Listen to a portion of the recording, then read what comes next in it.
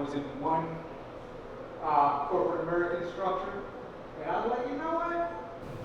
Let me just jump out and just try it. And after failure after failure after failure, I had to stop myself and be like, you know, Dad, go to where your heart and your mind is thinking, not where everybody else is thinking. You don't have to be like, I don't have to be like anybody else. And once I figured that out, it's helped getting me back on track. Really finding my passion and doing what I want. Mm-hmm. Not what everyone else does. I need to add you to the roster because you just spoke to probably the most powerful way to embrace your inner critic. And I'm going to stop calling it inner critic in a minute or so, but for the sake of this conversation, let's stick with inner critic right now. But authenticity, honoring who you are, bringing your energy, your vibe, your essence to what you're doing. It's when you're trying to be like somebody else, right? That other part of you starts to talk and tap you on the shoulder, right? And tell you why you can't measure up. And you're thinking that it's telling you that you can't measure up, you know, based on who you are. It's telling you can't measure up because you're trying to measure up to something that's not you. Authenticity is key to engaging with that inner voice. So we're shifting already from critic to voice. That voice is always going to be there. That voice is always going to be there. But whether it's your adversary or your ally is up to you. Whether it's your adversary or your ally is entirely up to you. And one of the most effective things that we can do to change our relationship with this inner voice is to figure out where it came from. Right? Figure out where it came from. Figure out its origin. So, as it relates to being an entrepreneur, when that inner voice pipes in, typically it's based on a past experience that we've labeled a failure, mistake, or poor judgment, right? Failure, mistake, or poor judgment. Some experience we've had in the past that didn't turn out the way we wanted it to. And we've labeled it a failure, mistake, or poor judgment. So one of the ways that we can shift the way that our voice is speaking to us as we get ready to do something else that is similar to that thing that we've labeled a failure, mistake, or poor judgment, right? So every time we get ready to do something like that, our ego is like, excuse me, remember the last time you tried that? Remember you set up everything perfectly. You were good to go. But do you remember what happened the last time that you tried that? It didn't work, right? So because this voice is connected to this past experience, the thing that we have to do is we have to change our relationship to that past experience. And the way we do that is through self-forgiveness. Because guess what? If 5 years ago I decided I was going to start a business, right? And things just didn't line up the way that I thought that they should or that they would. I labeled it a failure, mistake, or poor judgment, right? And so it's still kind of haunting me. It's still a part of my consciousness. It's still a part of my energy. So whenever I get ready to start anything that's similar to that voice pipes in, hey, Michelle, guess what? Right? So what I have to do, I can't ignore that thing because it's not going to go away. You know, it's already happened. It's a part of my consciousness. I need to revisit that thing. And I tried this a few years ago because, again, I was a serial entrepreneur wannabe, right? And then one of these times, I'm like, you know what, I'm tired of having all these great ideas, but every time I get ready to launch, I do something to sabotage myself. I need to look at why I'm doing this. And so I looked at one of my previous failures, mistakes, or poor judgments, one of these experiences that I labeled as such, and I recognized that, you know what, okay, well, that particular year, when I made the decision to try that thing, I had a whole lot on my plate. I looked at what my physical environment was. I was married, I had small children, I was working a full-time job, I was helping my in-laws with something. I had a whole lot of things going on. So one of the things that we do sometimes when we get ready to launch a small business or execute an idea is we don't really stop to pay attention to what's on our plate, what's going on in our environment. And it happens like that because the gifts and the dreams and the interests inside of us, they have no timetable. They don't care what's going on in your external world. Their job is to be expressed. You got gifts, talents, dreams, goals inside of you with your name on them. They are meant to be expressed. They don't give one hoot about what's going on in your external environment. But your external environment has an impact on whether you're able to launch something or not. So going back to this idea of self-forgiveness, if this past event that I've labeled a failure continues to haunt me whenever I get ready to start something new, when I take a look at it 5 years ago and I'm able to, in retrospect, see that, you know what, oh my God, girl, you had way too much going on to even be thinking about trying to start a business. So in that respect, I'm able to cut myself some slack. As I'm building up this arsenal that's going to help me to forgive myself for this thing that I labeled 5 years ago, right? I'm looking at what was on my plate. The other thing I'm going to look at is, who was I 5 years ago? I'm not the same person that I am. The person that I am now is not the person that I was 5 years ago. Okay? I've accumulated some things. I got some more things in my toolkit. I'm stronger, I'm more courageous, I'm wiser. So I'm going to stop judging who I was 5 years ago. I'm going to cut myself some serious slack. See, when we start to shift the energy that we're using to focus on that past thing, that voice doesn't have a whole lot to say about it. We can start to change the whole tenor of what that voice is saying to us. See, we're starting to make the shift from that voice being an adversary to it becoming an ally. We can start to train our ego. Our ego will never go away. Our ego is there to protect us, but we can tell our ego how to protect us. We can let our ego know that, you know what, convincing me to hang out in this comfort zone is not doing me any good. Ego, I need you to step up for me when I'm about to step out of this comfort zone. Self-forgiveness is absolutely, positively essential to changing the whole tenor of that inner voice. So we're looking back at that past experience. We're doing a reframe. We're looking at what was going on back then. We're looking at who we were. We're recognizing that there's some things that we just didn't know. And we're going to forgive ourselves for not knowing what we didn't know. This whole life thing is about evolving. What we learn is cumulative.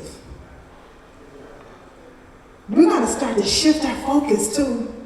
We're going to start to shift our focus. So we're going back to this thing 5 years ago that we've labeled, right?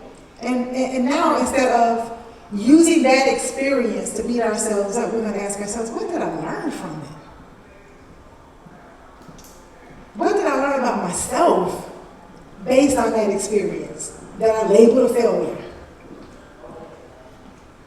So each one of these experiences that we have in life, they're just that, they're experiences. What we label them is what they become to us. So if I stop calling that thing a failure, if I stop calling that thing a mistake or poor judgment, or I can start calling it a mistake because a mistake just means I get to have another take. It was a mistake. I get to have another take, right?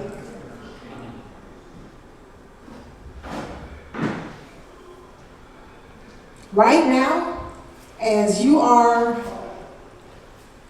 engaging with your entrepreneurship, as you are engaging with your small business that is going to become a large business, right? One of the most important things that you can do for yourself is to recognize how your inner voice is showing up, right? So our thoughts are way more powerful than anybody realizes. We think on average between 60 to 70,000 thoughts a day. 90% of them are repetitive and 80% are negative. And when you don't know that, your thoughts are manifesting things in your existence and you have no idea why. You keep encountering the same kind of customers, the same outcomes, right? The same kinds of experiences. When you don't recognize that your thoughts create your reality.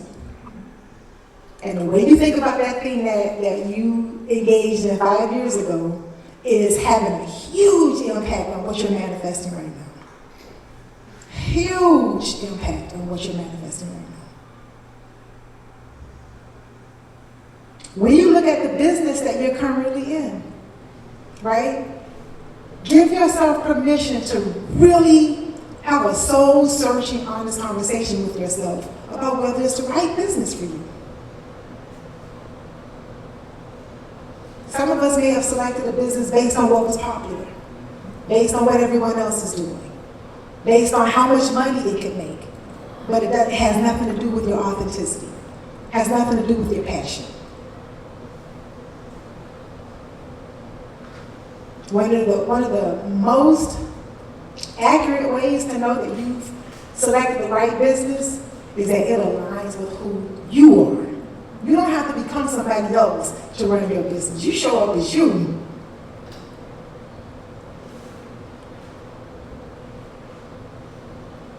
Aligning with the essence of who you are and allowing that to outpicture in your business guarantees that you'll succeed. Guarantees that you'll succeed. And as it relates to your business succeeding, if you're doing more hustling and less flowing, it's because something's out of balance. Something's out of balance. Because it's really about to be more, it's supposed to be about more flow than hustle. Especially if the hustle is about struggling. If the hustle is about, constantly overcoming obstacles. If the hustle is about constantly trying to figure this thing out. When you step into that space that's aligned with your authenticity, that's aligned with your passion, right?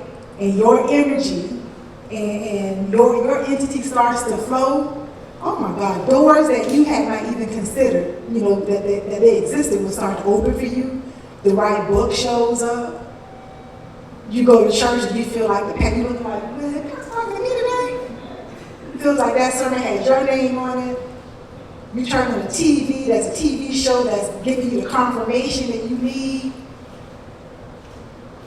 So a lot of Black entrepreneurs are keen on trying to level the playing field of the U.S. of A., right? And there's nothing wrong with that. But what I want to say to you guys is that when you understand that you are a spiritual being having this human experience, right? That there's an infinite field of unlimited possibility for your business that you are supposed to be tapped into. And when you're tapped into that infinite field of unlimited possibility, the unlevel playing field is irrelevant. It's absolutely positively irrelevant. Because even though you may still need to engage that unlevel playing field, the way you show up on it is different. The way you show up on an unlevel playing field that this country presents to us is different when you're tapped into the ultimate field of infinite potentiality.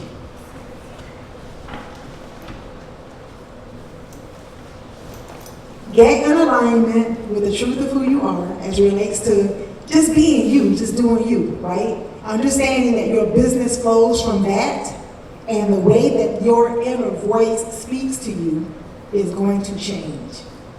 I mentioned that we think on average 60,000 thoughts a day. If, as you are preparing yourself to execute your business, right, you're not spending some time examining what you're thinking about your business, you are setting yourself up for some obstacles, unnecessary obstacles.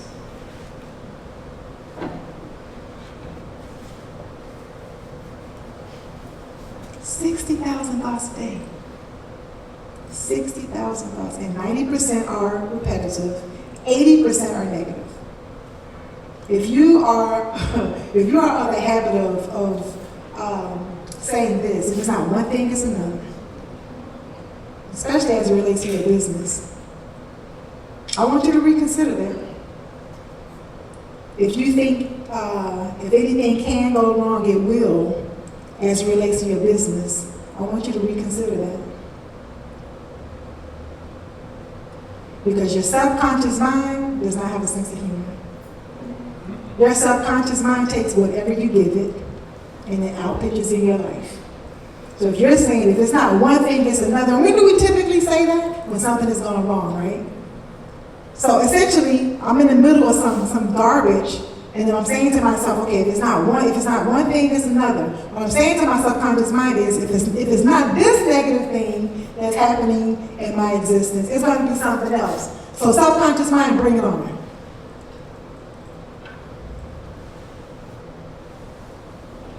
Instead of, if anything can go wrong, it will. How about if anything can go right, it has to.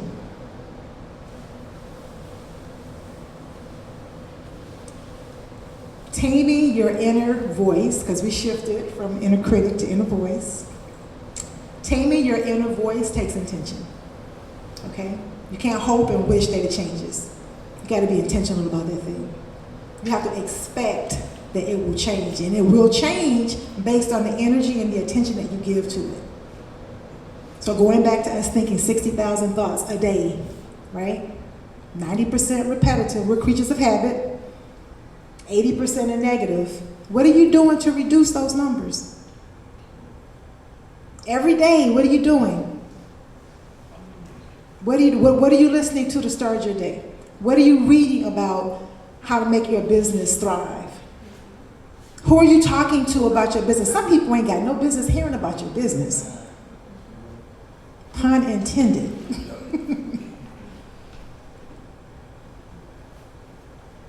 One of the things that I love about our attendant here, this is Dion Pouncey, his office right here. You can't see his sign, but it says money never sleeps.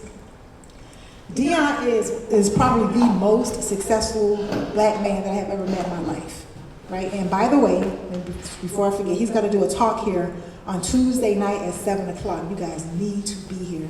This man is amazing, absolutely positively amazing. He's a multimillionaire, has several companies, he's a hedge fund manager, teaches trading and investing. He's gonna do a talk here about money on Tuesday night, right?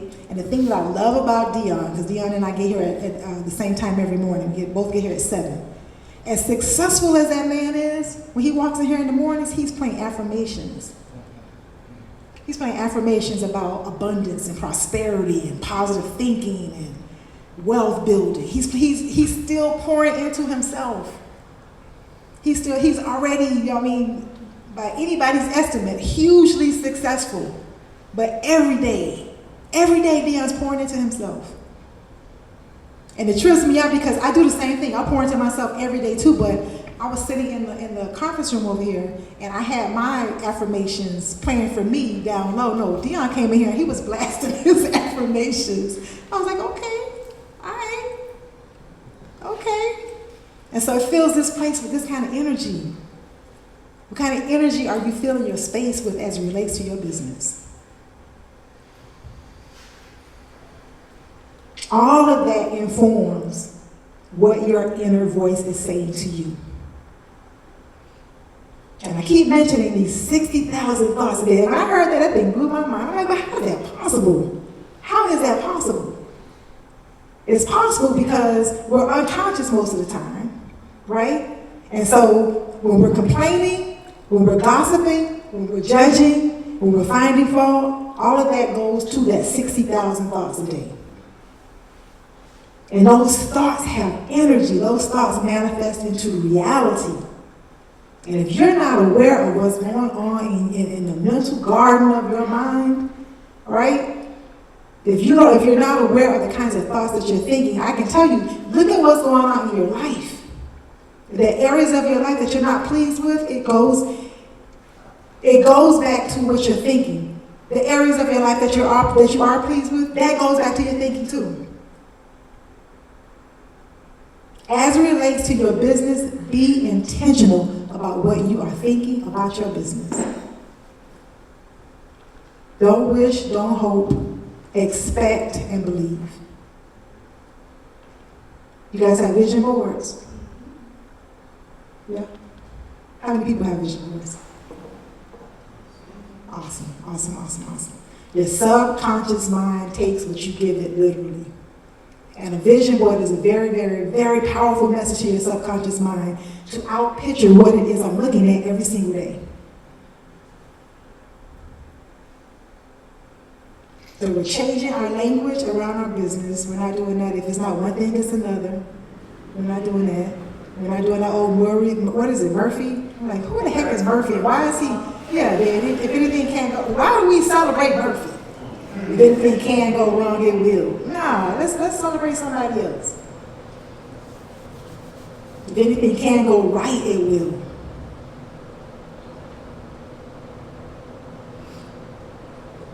We can retrain our inner voice. We must. If you expect your business to thrive and you're not spending time with your thoughts and making sure that they're in alignment with where you want your business to go, you might or might not succeed.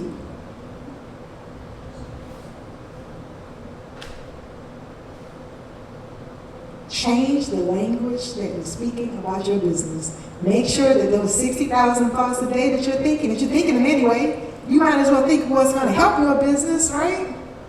You're thinking them empty way. The 90% that are repetitive, let those 90% be affirmations that you're affirming every day. My business is successful. I attract the right and perfect customer. My business thrives. Come up with affirmations that speak to you, that when they come out of your mouth, they feel natural, they feel organic, they feel in alignment with who and what you are and who and what you want your business to be. We got to be intentional about this thing. We've got to be intentional about this thing. So I mentioned that one of the best ways to tame our to change from an inner critic to just an inner voice, is to look at a past experience that we've labeled a mistake, a failure, or misjudgment, something that is still a part of our consciousness that kind of taps us on the shoulder whenever we get ready to do something big, whenever we get ready to step into a new space. That voice, hey Michelle, remember the last time you did that and it didn't turn out well. So who do you think you are? Why do you think it's going to work this time? Right? So I got to go back and I got to look at that experience. I got to reframe it. I got to look at, okay, so what was going on then? Who was I back then? Recognize that I've grown. I have some tools in my kit now that serve me. I'm more courageous. I'm wiser. I'm stronger. I'm going to cut myself some slack. I'm going to forgive myself for that past experience. When you forgive yourself, when you apply some retrospective compassion to that experience, you set yourself free from it. And wherever you are in your business, so if you're an aspiring entrepreneur, you're about to start a business, you definitely want to look at, the past experiences that are informing the content of your inner voice, right? If you're already an entrepreneur and you want to take your business, when you want to take your business to the next level, okay, look at what that inner voice is saying to you. How many people meditate? Oh my God, I can't recommend meditation enough. Because see, there's some things inside of you that you can only access through meditation. There's some wisdom, there's some hidden gems, there's some gold inside of you as it relates to your business. See, if this business is that business that allows you to express your unique gifts and talents, if it's that thing that you're born to do, because we're all born on purpose with a purpose, right? It came fully clothed. Everything that you need for that business to thrive is already inside of you. But in order for you to get to it, guess what? You got to turn off social media for a minute, turn off the external stuff, and you got to go within and get it. Go within on a regular basis, not hit or miss. Meditate every day, every day. Sit and listen to what source, infinite intelligence, wants to reveal to you about your business. That all goes to taming that inner voice, because we're not calling it a critic anymore, that inner voice. You want to shift it from being a critic to simply being a voice. The voice is always there, but it takes intention. Questions, comments, brilliant insights? Anybody? I write inspirational messages to the team. Usually it's abundance surrounds us. And I think that when we get, each of us get a chance to write up on the board to say what it is we want to express to the team, it helps. Absolutely, absolutely. I would love to work with someone like you. Yes. I started telling myself I approve of myself. What was the last part of what you said? I started saying I approve of myself instead of your student when something goes wrong. Yes. And just move from there, positive thinking, positive vibes, instead of all the negative stuff. That is so powerful. He says to himself, I approve of myself. When something goes wrong, instead of saying, you're so stupid, I approve of myself. We live in an age where the social media giants intentionally get us hooked on external validation. They set Facebook and all those other platforms, they set it up by design for us to spend hours upon hours on it, thinking that, we're just hanging out being so. No, we're seeking external validation. The likes, the comments, all the stuff that we get when we're on, they set it up that way by design. And so saying to yourself, I approve of myself, is a form of self-validation that's essential to create a thriving business. Because if you're looking outside of yourself for validation, if you're looking outside of yourself for somebody else or something else to validate your business, right, you're always going to be chasing your tail. Especially if this business is that business that has your name on it, right? It's the thing that you are here, you were born to manifest. And you're looking outside of yourself for guidance on how to run that thing that is inside of you. Think about that for a second. Now, when you meditate, something inside of you might guide you, might direct you to something external. That's different. That's different. But if your primary focus is looking externally,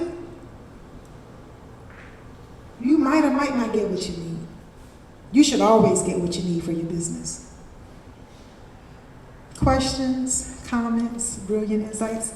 I was just going to say gratitude is like the biggest Game changer. In the sense that I always tell myself I'm grateful for where I'm at and grateful for the opportunities of where I can be. So just remembering that, especially when you're in hardship or when you're struggling or when there's uncertainty, it's like I'm in a better place. I'm in a great place to be. I can be in a better place. So. Powerful. Gratitude is a game changer. So I mentioned that we think on average 60,000 thoughts a day. Gratitude helps you to make sure that 80% that's negative starts to fall. Because if you're focused on gratitude, and I strongly encourage you guys to start a gratitude journal specific to your business.